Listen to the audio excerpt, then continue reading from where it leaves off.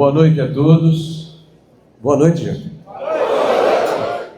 Primeiro dizer da minha satisfação de estar em Santa Catarina.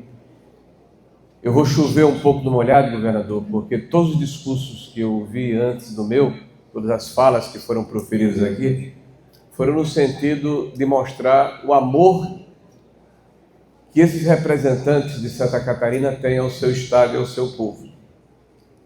A satisfação de dizerem: sou catarinense com muito orgulho, porque representa uma terra produtiva, próspera, generosa, que dá exemplo ao Brasil. Então eu quero dizer a vocês que, até para não me alongar muito nesse tema, eu tenho tido a oportunidade de percorrer o Brasil como secretário-geral do partido agora, mas antes como ministro do Desenvolvimento Regional e antes como deputado federal. E em todos os lugares em que falo sobre economia em especial, sobre servir a sociedade, servir a população, espírito de equipe, eu tenho usado o estado de Santa Catarina como referência agora.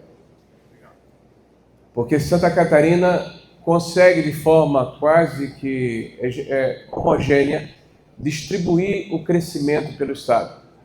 Não há regiões contrastantes. Você encontra polos econômicos em várias regiões do estado e muitas delas, inclusive, mais importantes, vou dizer aqui uma coisa, o pessoal vai me matar aqui, do que a própria capital Florianópolis, o que é uma exceção que confirma a regra, diferente da grande maioria dos estados brasileiros. E isso, sem dúvida nenhuma, faz com que Santa Catarina seja um estado diferente e especial. E não é por acaso que a grande maioria dos catarinenses são da direita conservadora e que tem demonstrado isso eleição após eleição. Então, parabéns a Santa Catarina. Dito isso,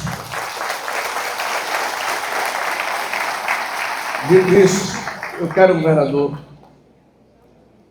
pedir licença às autoridades aqui presentes para não nominá-las, até porque já foram todas nominadas.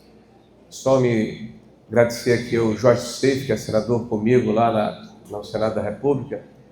Dizer que o motivo de estarmos aqui hoje é o fato de que o Partido Liberal entendeu a necessidade de percorrer o Brasil para mostrar de que forma ele faz diferença na vida das pessoas. E aí eu quero agradecer muito o trabalho aqui de Nara. Parabéns, Nara, você foi uma leoa, uma gigante. Seu trabalho foi formidável aqui. Porque nós sabemos que por trás de todo projeto alguém está fazendo a diferença. E essa equipe que cuidou do Rota 22, que percorreu o estado de Santa Catarina, que fez as precursoras, que fez os seminários, que fez, enfim, todo esse trabalho que foi demonstrado aqui antes de nós entrarmos no vereador. O senhor com certeza vai receber, junto com toda a classe política, um diagnóstico do estado mostrando todo o seu potencial, mostrando toda a sua riqueza, toda a sua diversidade, mas sobretudo os desafios que existem ainda a serem superados. E que tipo de ação é necessária ser empreendida e implementada para tornar Santa Catarina ainda melhor, mais forte, mais feliz e mais igual para o conjunto dos seus habitantes. Então o PL faz diferente. O PL mostra que um partido político não pode nem deve ser um amontoado de papéis de uma gaveta que só é aberta por ocasião das eleições que acontecem a cada 2 anos. O partido tem que ter organicidade, tem que ter vida, tem que interagir com a sociedade, tem que falar com as pessoas, tem que permitir que as pessoas se comuniquem com os seus líderes, porque eles vocalizam a vontade da população. E o PL está fazendo não apenas em Santa Catarina, mas em todo o Brasil esse trabalho. Esse é o 6º estado que o Rota 22 conclui e entrega um trabalho.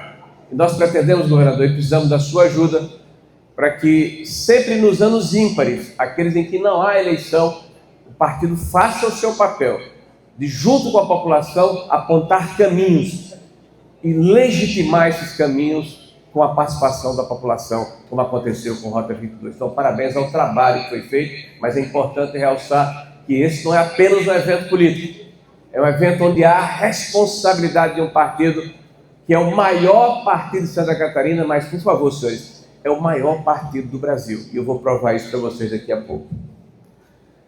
Governador, às vezes, eu estou me dirigindo muito ao governador, porque todo mundo se referenciou a ele como o melhor governador do Brasil. Eu estou embarcando nessa, tá? Você é o melhor governador do Brasil. Obrigado. O governador eu conheço como deputado federal que foi comigo. Compartilhamos mandato, tivemos muitas conversas, nós temos uma afinidade. As pessoas até dizem que eles parecem comigo, né? E eu tenho dito que eu sou mais bonito, mais magro, mais jovem, mas é um fato. Ele lembra ligeiramente. Mas dizer a vocês, gente, que é importante que nós saibamos a diferença do que nós somos. O PL de 2020, e me permita uma comparação com 2024, prefeito, nosso anfitrião, obrigado pela recepção, são 4 anos apenas de 2 eleições. O que é que aconteceu nesse meio tempo? Em 2021, o presidente Bolsonaro se filiou ao PL, 2021. Em 2020, o PL fez o 53º vereador mais votado do país. Em 2020, Jorge. Em 2024, os 5 vereadores mais votados do país são do PL. Em 2020, o PL fez o 9º lugar no Brasil em voto de legenda. Em 2024, o PL é o partido número 1 em legenda no Brasil. Em 2020, o nosso partido, o PL, era o 12º ou 11º em números absolutos de voto para prefeito nos 5.700 e tantos municípios brasileiros. Em 2024, o PL é o partido que fez mais votos no Brasil para prefeito em todo o Brasil, com mais de 16 milhões de votos. Por que eu estou falando isso, gente? Porque apareceu, de repente, alguém que voou abaixo do radar. Alguém que não foi percebido pelo sistema. Alguém que, na época, sem um partido, na época, sem tempo de televisão, na época, sem recursos, se elegeu presidente do Brasil. Quando o sistema percebeu, tentou matá-lo, neutralizá-lo, impedir que ele assumisse o poder. Porque o presidente Bolsonaro, quando assumiu a presidência da República, assumiu, talvez pelas suas qualidades, pelas suas contradições, mas ele teve um comportamento singular, e eu quero aqui dar o meu testemunho, porque eu tive a oportunidade de trabalhar com ele no primeiro dia em que ele assumiu, até março de 22, quando me descompatibilizei para ser candidato ao senador. Ele foi exatamente o que era. Ele honrou a palavra que deu. Ele teve legitimidade. Ele não transigiu. Ele não negociou. Ele não tergiversou. Ele não fez concessões. Ele enfrentou o sistema. Ele não fez conchavo. Ele não deixou que fosse aparelhada a máquina pública. Ele não entregou diretorias de bancos a partidos políticos. Ele não permitiu que o sistema de comunicação usufruísse de recurso público. Ele não fez acordo com os campeões nacionais, ele não permitiu o aparelhamento dos órgãos de regulação. Ele enfrentou todas as brigas ao mesmo tempo, em nome do amor que ele tinha e tem pelo povo brasileiro. E está pagando um preço muito alto por isso. O sistema, meus amigos. E nós temos hoje uma série de engenheiros de obra pronta, que olham para ele. Bolsonaro perdeu para ele mesmo, é verdade. Ele perdeu por ser ele mesmo. Ele não se escondeu. Ele não fez de conta. Ele continuou sendo aquele mesmo deputado que falava sozinho, mas que dizia o que nós queríamos escutar. E quando se pergunta hoje o que é a direita no Brasil, a direita conservadora, ou a direita consentida, ou a centro-direita, olha que discussão. Eu estava conversando com o Ana aqui, dizendo, eu tenho 61 anos, daqui a pouco vou fazer 62. Tenho mais de 40 anos de vida pública. Fui secretário de município, secretário de Estado, secretário do governo federal. Eu fui vereador, presidente de Câmara. Eu fui deputado federal por 3 mandatos. E sou senador da República. Então, a vida pública para mim não é um acontecimento fortuito. Eu sempre entendi que política é vocação e que há 2 formas de se praticar essa ação. Ou você serve ao povo porque você é um servidor público e necessariamente você tem espírito público, Ou você se serve do povo e usa a política como instrumento de locupletação pessoal? Nunca foi diferente. Mas olha, nós tínhamos no Brasil um pragmatismo político exacerbado, onde era lícito, normal, que alguém dissesse alguma coisa no palanque e no exercício do mandato se comportasse de uma forma completamente diferente. E era normal, faz parte. Eu faria também, é o que eu escuto, é o que você escuta, é o que as pessoas dizem. Aí apareceu o Bolsonaro. Olha que revolução. Para tirar todos nós da zona de conforto. Porque nós, a maioria do povo brasileiro, pensamos parecido. Nós queremos que a nossa família tenha segurança, dignidade, os nossos filhos tenham respeito e futuro. E existe um grupo muito forte, muito objetivo, muito instrumentalizado, que pensa diferente, quer destruir as famílias. Não acredita no conceito da família como célula estrutural, civilizatória de qualquer sociedade que tem traços cristãos e judaicos. Aí Bolsonaro traçou uma linha. Quem pensa assim está desse lado, quem pensa diferente está do outro lado. E vamos dar nome aos bois e botar os pingos nos is. Isso causa desconforto. Aí nos chamam de radical. Porque radicalizamos na defesa da família. Aí vem a questão das drogas. Olha que discussão. Vamos descriminalizar porque é uma ação recreativa. Não aceitamos. Porque a droga, na verdade, destrói o tecido social das famílias, desagrega, vicia, corrompe. E vamos passar uma linha divisória. Quem pensa diferente de nós está do outro lado. E nós radicalizamos a defesa de uma forma diferente. Temos que ter coragem de nos posicionar. E quem foi que nos deu essa inspiração? Foi Bolsonaro, que uniu pessoas que pensam igual em qualquer lugar do país, do norte ao sul, do leste ao oeste. Deu um toque de reunir. Eu escutei aqui o prefeito falando de propriedade privada. Quem é que não sabe aqui que o PT defende o MTST, o MST, a função social da terra, como um argumento para se fazer o quê? Para invadir.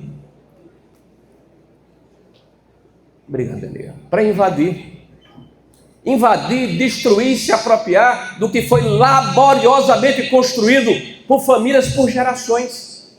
Como se fosse um direito inato de destruir para criar o caos. Porque é fácil pregar a revolução. É melhor, Jorginho. É mais interessante. É um discurso mais veemente. É um discurso que ecoa na juventude ou naqueles que estão desiludidos ou desacertados com o rumo de vida. Nós radicalizamos a defesa da vida.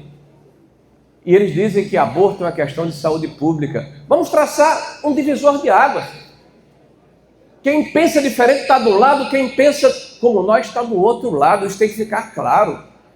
Isso é uma questão de visão de mundo. Não significa que eles são inimigos, são adversários políticos que querem levar o Brasil para um rumo que nós não concordamos.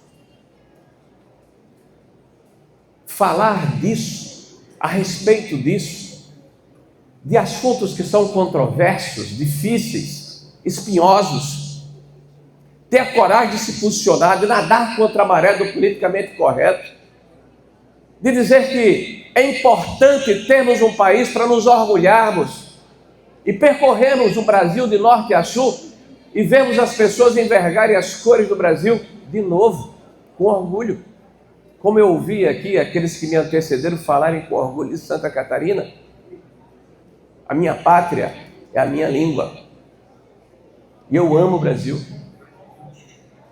E para mim a maior inspiração de fazer o que nós fazemos é esse sentimento comum que tem que nos irmanar, o amor ao Brasil.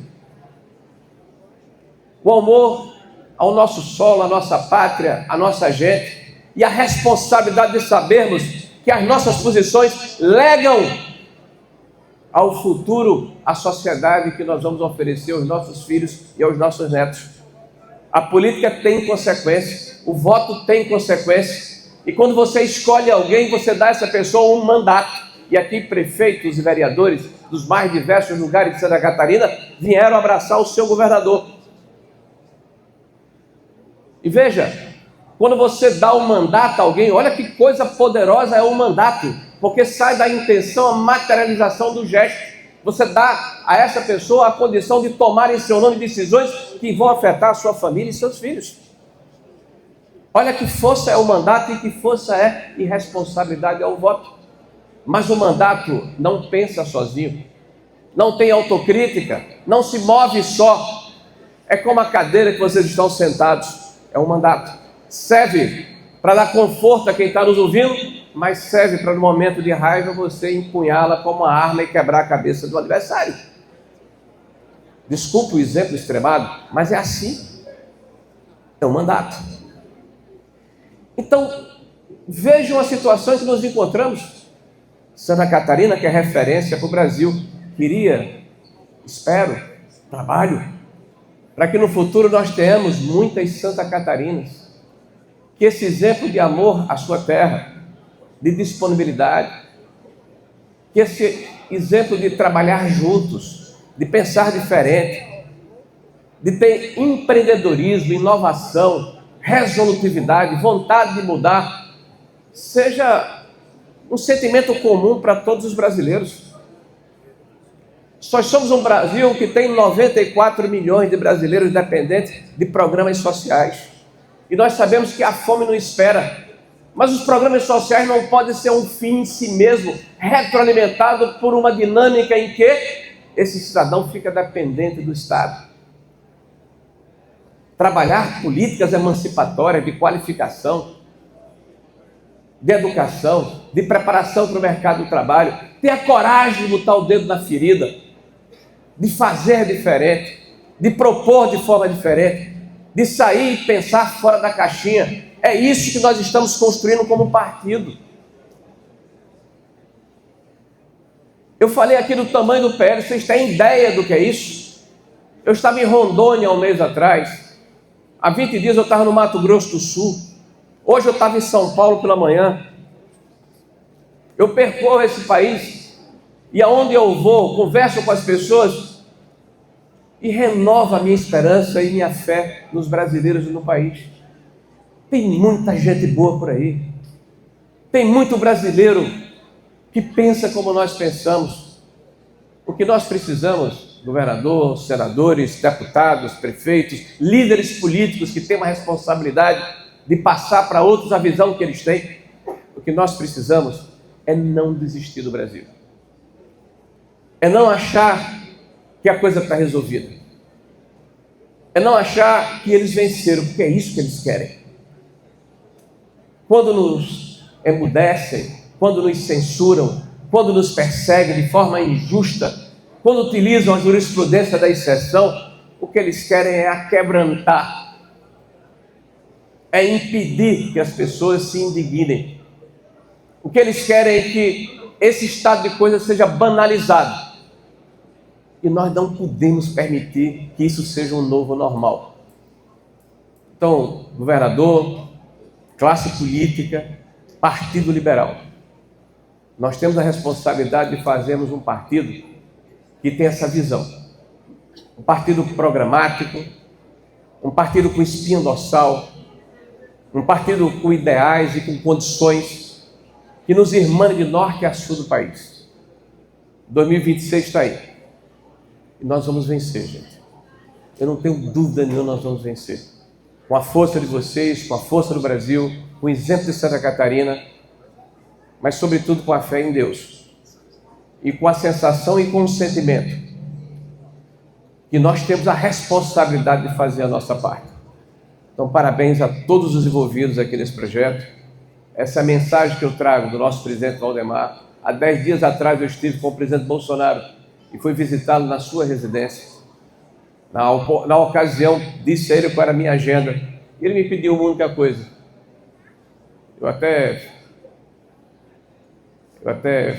Ele sempre me surpreende. Ele não pediu por ele.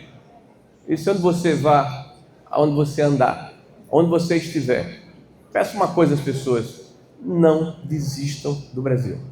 Não desistam do Brasil. Não desistam. Obrigado a vocês, boa noite, Deus abençoe a todos. Viva Blumenau, viva Santa Catarina, viva o nosso Brasil e viva o meu presidente, o nosso presidente Jair Messias Bolsonaro. Muito obrigado.